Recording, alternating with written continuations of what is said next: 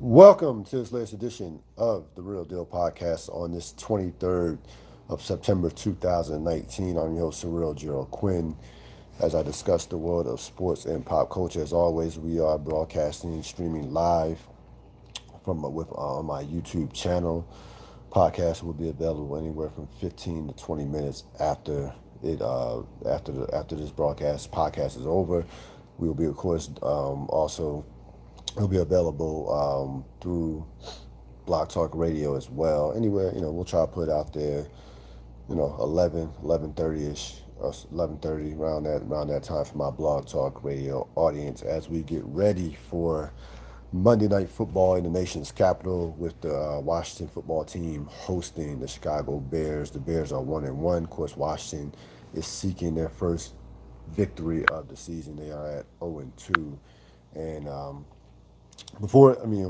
this game's going to come down to one thing to me, and it's very simple: be Washington's ability to run the football. If Washington's able to run the football, they'll have a decent chance. If not, this game will get ugly very quickly. The Bear defense is still one of the best defenses in the league. I think from top to bottom, the best defense in all of football. They can rush the passer. They can stop the run. They can defend the pass. They can do that. That defense is a complete defense. If Washington's not able to run the football, they have zero chance to win this game. It's just that, and Case Keenum will take a beating.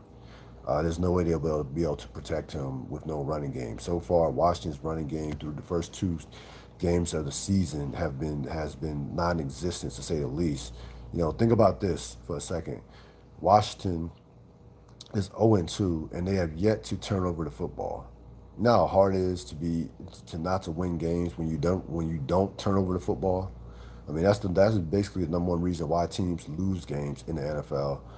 But it hasn't mattered in terms of Washington, in terms of the Redskins. They have just not been able to run the football. I would say the magic number will be anywhere from, they need at least 90 to 110 rushing yards. They're not going to go. You're not running for 180 yards, 150 yards on the Bears. If you can get 90 to 105, 90 to 110, that will do it. That to me will be good enough to, and as long as of course, you don't turn over the ball, because the Bears can turn you over at any time on any offensive possession. So it's going to be a difficult task. Washington is 5.5 point dogs at home to a team that is not a high scoring team. That's a lot of points for a team that has not scored the football well this year. But again, we know the Bears can run the ball. Quarterback is decent, not great.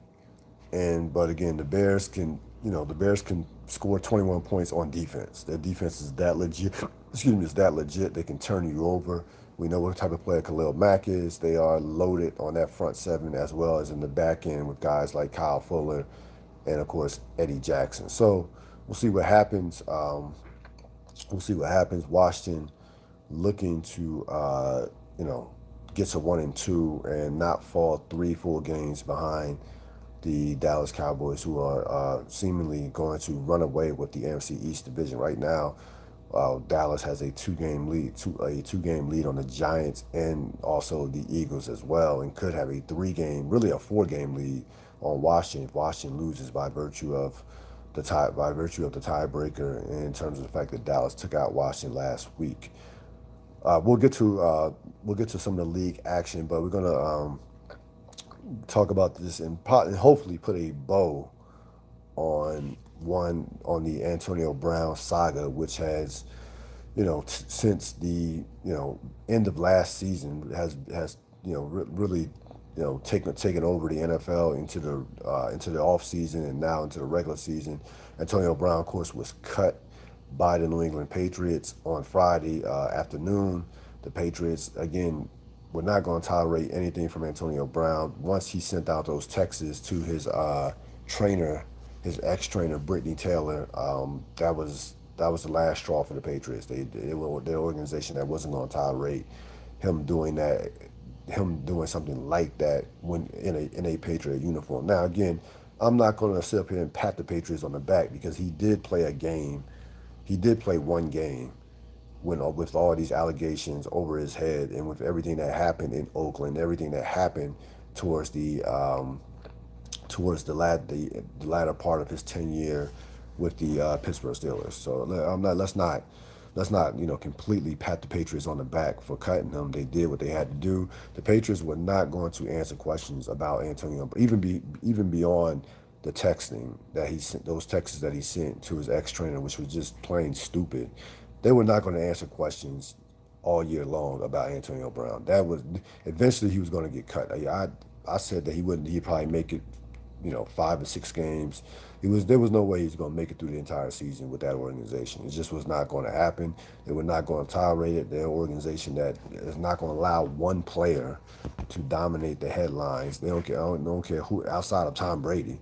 As the only guy that's allowed to dominate headlines off the field, and his off the field actions are like his with his trainer or something that had his politics and stuff like that. That's nothing. That's nothing compared to what, of course, what Antonio, the type of stuff that Antonio Brown was involved with, and there was just no way that that organization was going to tolerate that over the course of the season. Belichick was annoyed by the questions you saw on Friday. He cut his pressure short, and that was just they would have been answering those type of questions about him all season long. As long as he was on that team, they're going to answer questions about Antonio Brown, non-football related questions. That is not how that organization functions.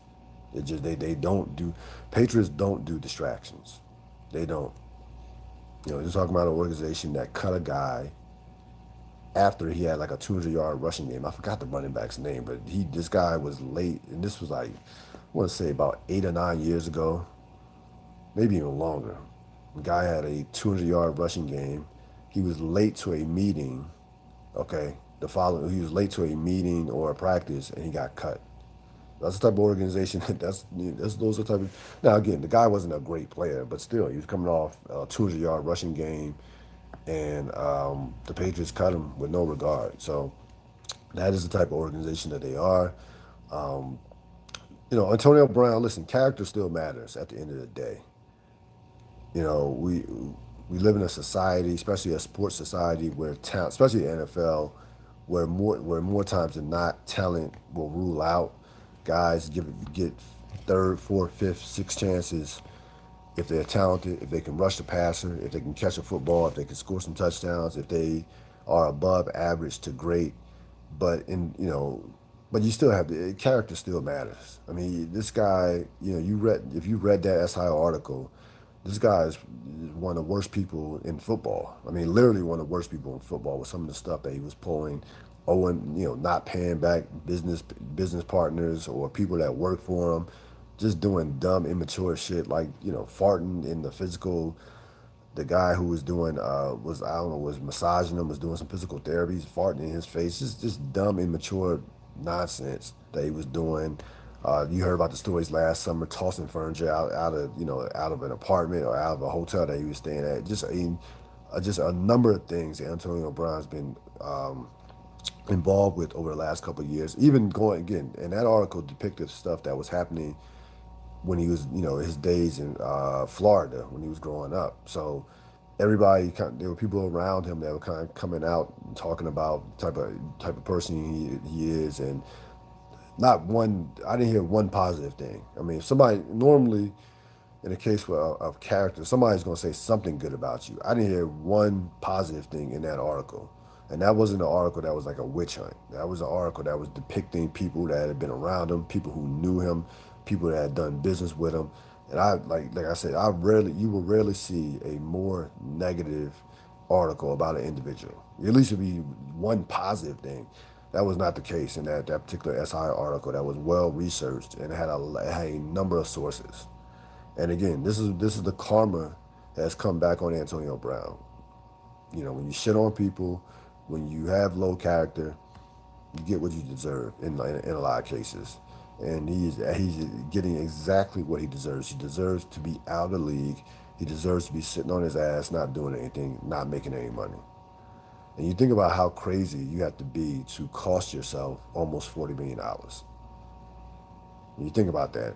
He has cost himself the $29 million with Oakland, the $9 million with New England, which, by the way, A lot of people inside the NFL believe that that he's going to recoup the $9 million from New England. So maybe that might be some money that he gets back. But as of right now, he's cost himself $38 million. So again, there's no telling. I don't see him playing this year. Eventually, I think it is the NFL, and again, all it takes is one team. Someone else will give him a shot. I think someone else in next season will give him a shot. It'll be a bargain basement contract. It'll be a incentive laden contract, something that is kind of low risk, high reward. One of those type deals, like a 1 year, you know, $8 million. Where if he doesn't keep his nose clean, then they will cut him and he won't get his money. One of those type of contracts. But he's done getting big money. He will never receive another big contract, ever. That's over with. I don't think his days of playing football are over with, but he will never receive another major contract. So he just cut that cord, and that it's going to be the end of that from that standpoint. But hopefully this will be the last that we hear about Antonio Brown. He's been in the headlines way too much. The league will move on. The league doesn't need Antonio Brown. And the New England Patriots don't need Antonio Brown. So hopefully we'll see. This will be the last that we hear about that situation. In regards to around the league, yesterday, yeah, it was a so-so day in the NFL. We had a couple good games. The quality, the level of play was not high at all. I mean, it really wasn't. You had some good individual performances by some quarterbacks. We'll get to, of course, Daniel Jones, Mahomes, but we'll begin with the guy who I feel like is not only the top quarterback in the league, but the top player in the league, Patrick Mahomes, doing what he does, lighting up the Baltimore defense for 374 yards and 3 touchdowns as Kansas City took out Baltimore 33-28. To me, this game was not as close as the score indicated. I never got a sense that Baltimore was going to win this game. I don't know what John Harbaugh is doing, going for two when they scored when they scored the first touchdown. I just don't understand it. It was dumb. They were chasing points the rest of the game. You think about it, the score was supposed to be 33-31. Okay. So instead of, having the ball and having to score a touchdown, they would have had the ball and with the best field goal kicker on earth, with a chance to win it with a field goal. It made zero sense to me. 0 cents. I just don't get it. We used to see Tomlin do it with Pittsburgh, just going for two for no reason. In the first quarter. It is the dumbest strategy that a coach can do. Chasing points in the first quarter. You don't chase points in the first quarter. You don't go for two until you absolutely have to go for two. Until you have to go for two. So they were chasing points for the rest of the game. They had two failed 2-point conversions. Baltimore was able to run the ball. There was well over 900 yards of total offense. Kansas City couldn't stop Baltimore from running. Baltimore couldn't stop Kansas City from throwing the ball or running the ball for that standpoint. Kansas City had well over 500 yards of offense. And Baltimore is an above average defense. There's no defense in the NFL that can deal with the Kansas City offense. None. It's just like they put 33 on Baltimore. They can put 30 on anybody in the league. And again, mind you, they're doing this without Tyreek Hill. Think about that. He was one of the most dynamic receivers in the league, one of the fastest receivers in the league. So when he gets back, that's just going to be another, he's going to take the offense to a whole nother level. They're going to be putting 40 and 50 on people once he returns. So Baltimore falls to 2-1. Kansas City falls to 3-0. Lamar Jackson it wasn't terrible. Again, that game showed you the difference between a guy who is the top player in the league versus a guy who, still has a ways to go. I mean, people are trying to hype this rivalry up. It's not a rivalry right now between Jackson and Mahomes. Mahomes is heads and shoulders above Lamar Jackson. It's not even close. And that's not a knock on Lamar Jackson. Again, Mahomes does things outside and within the pocket that with throwing the ball that Lamar Jackson just frankly cannot do. He just frankly cannot do. So again, I don't think anybody in their right mind believed that Mahomes, that Jackson's on the Mahomes level. But if you did, you you learned yesterday that that's not the case. Great win for New Orleans yesterday, 33-27 over Seattle. They got a touchdown out of their special teams. Bridgewater was efficient, despite the fact that Seattle outgained New Orleans 515 to 265. Russell Wilson had well over 400 yards passing, but Seattle could not run the ball whatsoever. New Orleans, again, that's a big time win on the road in a tough place to win. 33-27, but again, similar to the Kansas City game, this game was 27-7. You never got the idea that Kansas City, excuse me, that New Orleans was going to win this game. New Orleans was in control of this game basically from the start. Again, Bridgewater with a week under his belt in terms of getting first team reps and practice and practices looked good, played well. Again, Bridgewater has talent. Bridgewater is not a backup quarterback. Bridgewater can start for a number of teams in this league. He's not a backup. Injuries has the only thing that has derailed his career has been injuries. So Bridgewater played well. New Orleans, this is like stealing money for New Orleans. I mean, to have for Breeze to be out for at least 6 weeks, this was a great way to start off this stretch of games. Next week they're home to Dallas, a Dallas team that I have not been impressed with, despite their 3-0 record, and did not. We'll talk about them later, but they did not play well yesterday against Miami. But great win for New Orleans. Probably, I feel probably the most impressive win of the day, considering that was on the road. Detroit takes out Philly 27-24. This was a sloppy performance by the Eagles. Turnovers, penalties, giving up a touchdown on special teams. Just type of performance that you can have that you should not have coming off a loss, number one, and being at home. Detroit is 2-0-1. Give Detroit credit, even though Stafford was not spectacular. Was not spectacular. I don't even think Detroit even played great, to be honest with you. Detroit just made key plays at key times. To me, this was about Philadelphia's just being sloppy.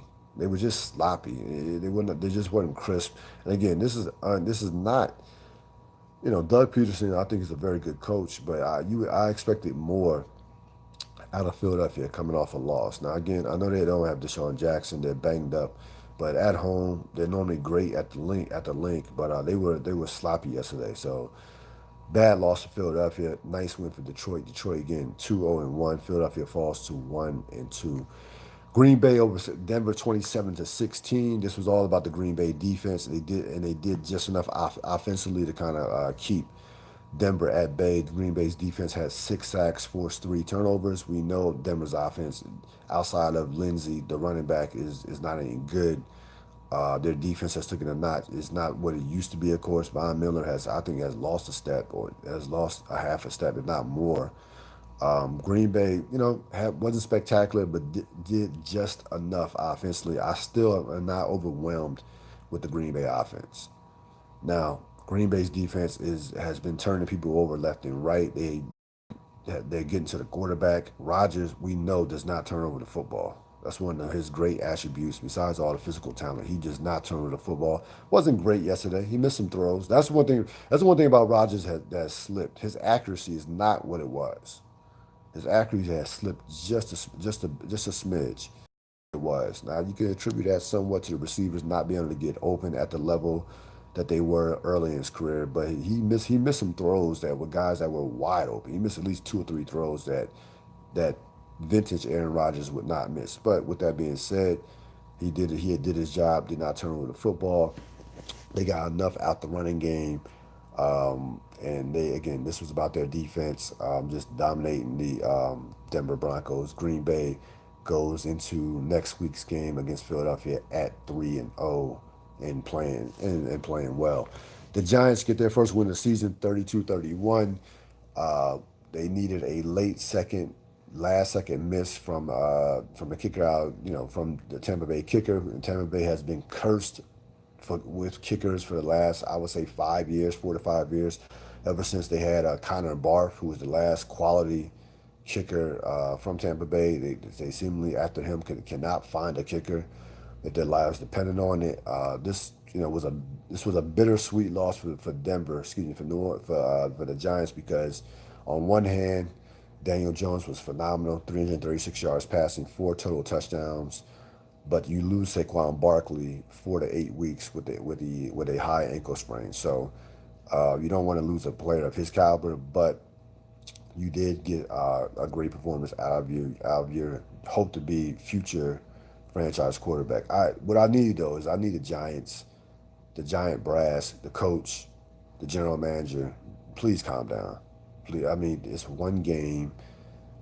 You know, the Giant. I mean the Giant. Listen, the Giant, Shermer and Gettleman were so giddy and so happy after the game talking to the press and yeah, basically, we told you so and did it. It's one game.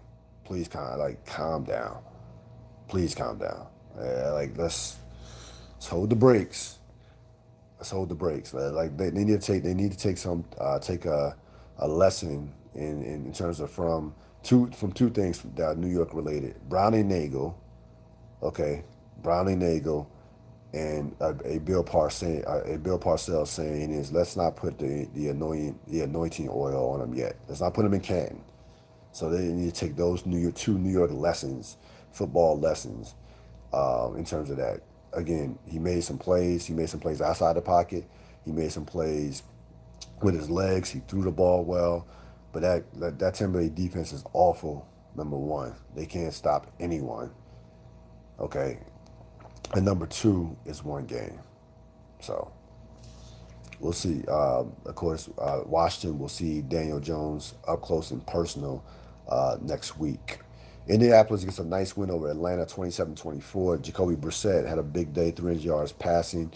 Atlanta's hard to figure out. I mean, Atlanta goes 16 penalties for 128 yards.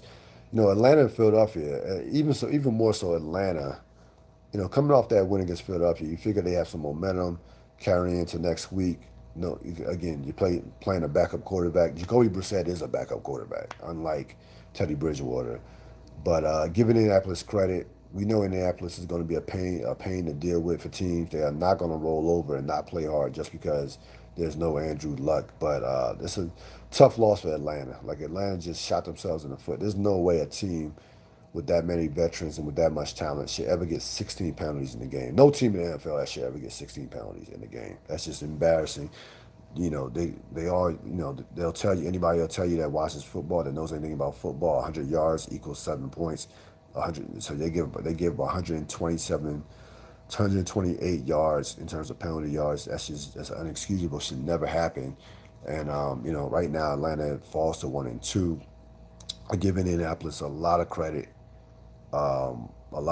because they have fought tooth and nail every single game. They played hard every single game. Again, could have came into the season feeling sorry for themselves. That has not been the case whatsoever with the Colts. So they get the win 27-24 over the Falcons. The Rams over Cleveland 20-13. This was a bad football game. I don't think either team played well. The Rams did just enough to win. Baker Mayfield had a late interception that sealed the game for the Rams. It was not a bad interception, and I'll tell you why it wasn't a bad interception. Number one, he was running for his life. So the reason why that play was that the interception was created was because of the pass rush from the Rams. So don't knock him for the interception. And I'm not saying Baker Mayfield played well because he didn't last night. He was like 18 for 36, but that last interception was not. That was not his fault. It was a great play by the Rams.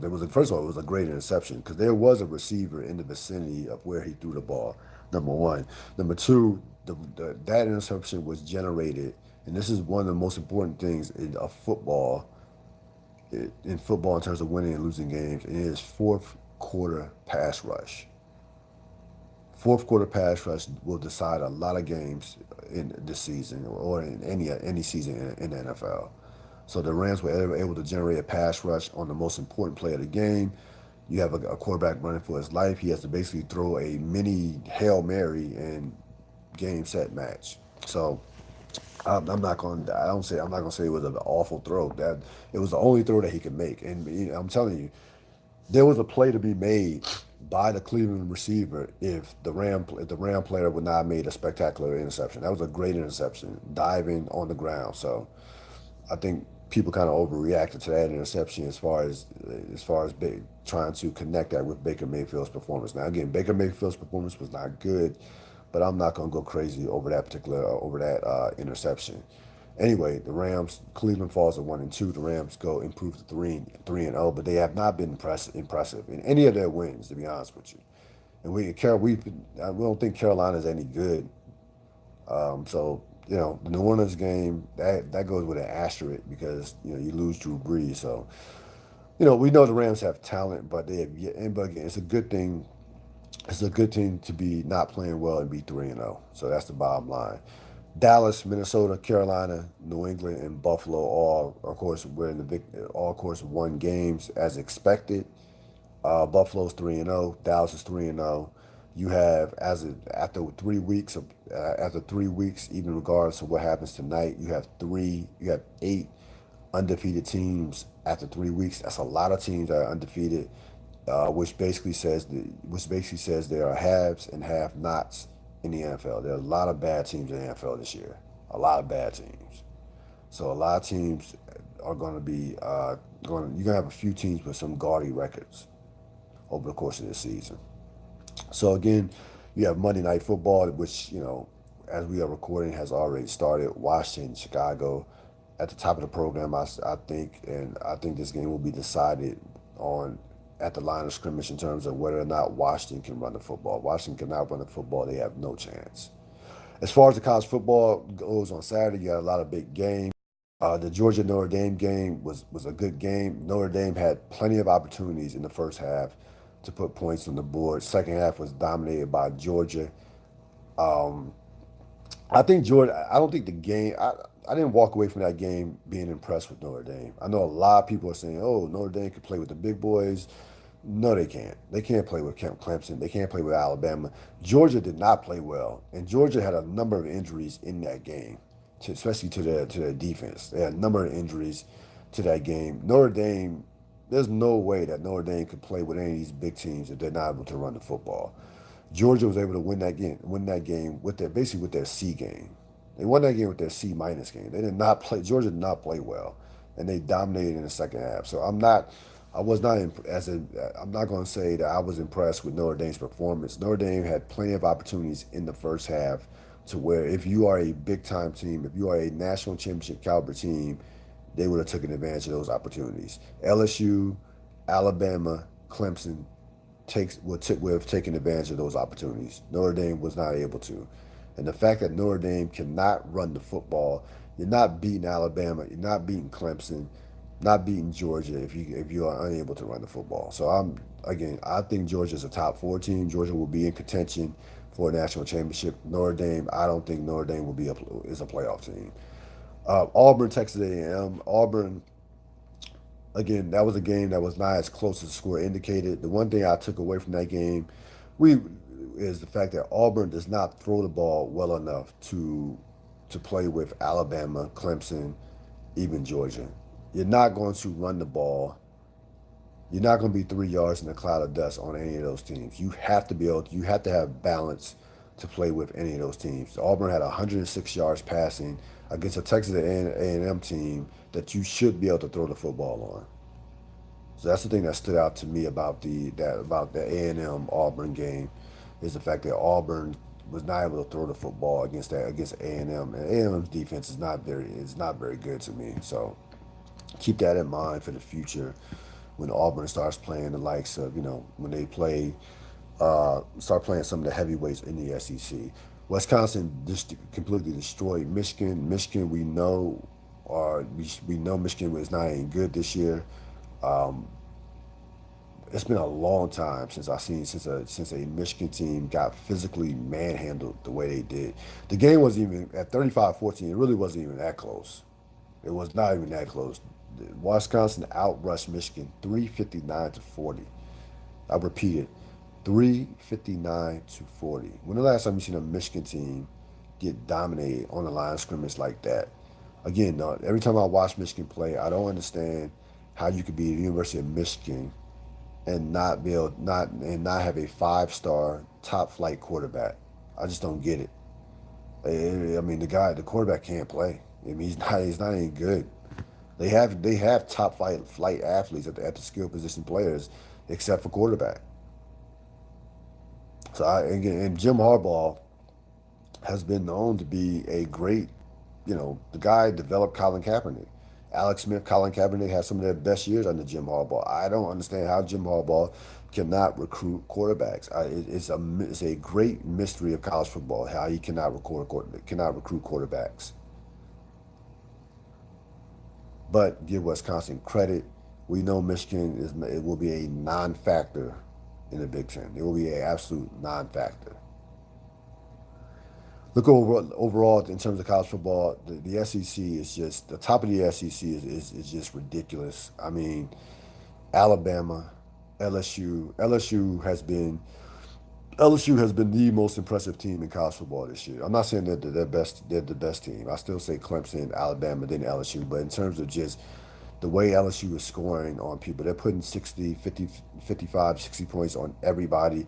I cannot wait to see LSU play LSU go against Florida. I can't wait to see LSU against Alabama. I can't. Of course the LSU Alabama will be a prime time game, but LSU is just. I mean, the quarterback is just throwing touchdowns left and right.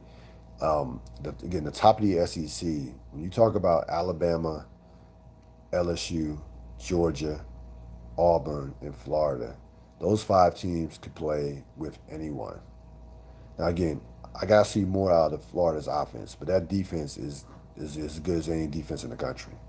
Their defense alone will keep them in any game. So as we head into October, the SEC is very much top heavy, and we'll be certainly looking forward to some of those big time matchups in the near future. Big episode of Power last night. King's Gambit, which is a reference to an opening of a chess move, which set the tone of the whole episode with Tyreek and Effie and their whole ordeal. First of all, I love the Proctor character. The Proctor character. I think Jerry Ferrara did a tremendous job with that character, going from Turtle in Entourage to that character. But he had to go. I mean, he was making too many mistakes. You're going to see a lot of these ancillary characters get knocked off because they want to shift the focus to Tommy, Ghost, Tasha, Tariq. Like that. I mean, the focus is going to be squarely on about four or five Dre, about 4 or 5 main characters. So not a lot of these characters are going to get knocked, like characters like again, I can see Keaton, Lala, she's going to be gone soon.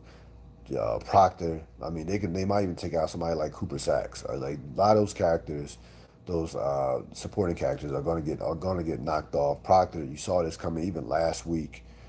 This week he made a number of mistakes. Come on, man. You can't let the feds in your house without a warrant. I mean, he's a lawyer. He should have known that better than anybody. He did not have to let them in his house at all. Like I would have you. You had to show me a warrant to let me for you to come in my house. Then the whole idea, and this is where you have to get the writing credit. Proctor is not a criminal. He's not a criminal. He's a lawyer. He's a crooked lawyer, but he's not a real life criminal.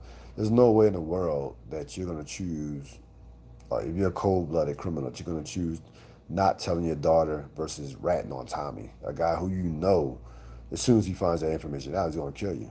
So I think the writing was true to the character from that standpoint. As far as Effie and Tariq, I don't know who she's working for. I don't. She's not a Fed. I think that's another. One thing about Power that's bothering me is there's too many storylines. Now, some of these storylines are going to get pushed back to the sequel that's coming out, the Book of Power, Ghost to something. It's called Ghost Book of Power, something like that. It's a sequel that's going to take place 48 hours after the season finale in 2020. But regards to that, it's too many extra storylines. You have, Effie now, got wondering about who she's working for. You have this Zig character who's extorting Tasha. You also have Tasha with the dude from last week. What's his name? Q. We don't know what his deal is. So they have too many storylines going on. Even though there are 10 episodes left in the season, there's still too many storylines to me. Just they zero in on like 3 or 4 storylines. That would be fine. As far as Tommy, Ghost, and Vincent, that whole ordeal, there are a lot of thoughts that Tyreek might be playing, that might be, using Tommy and Ghost as his pawns. I don't know if Tyreek is that smart at this point. I think that might be giving him too much credit.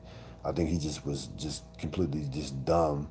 Try to play somebody, try to play somebody who is already deep in the game, who's been in the game in terms of Vincent and got burnt. So I I don't. I'm not giving Ty. Again, I get that Tyreek is going to be one of the centerpieces of the spinoff. He's not going to be the leading character. That's still going to be Ghost or Mario Hardwick. But I think these mistakes that Tyreek is making are mistakes that he should be making. He's an 18-year-old, 16-year-old kid who's new to the drug game. So overall, I was fine with the episode. The violence, that's Power at its best.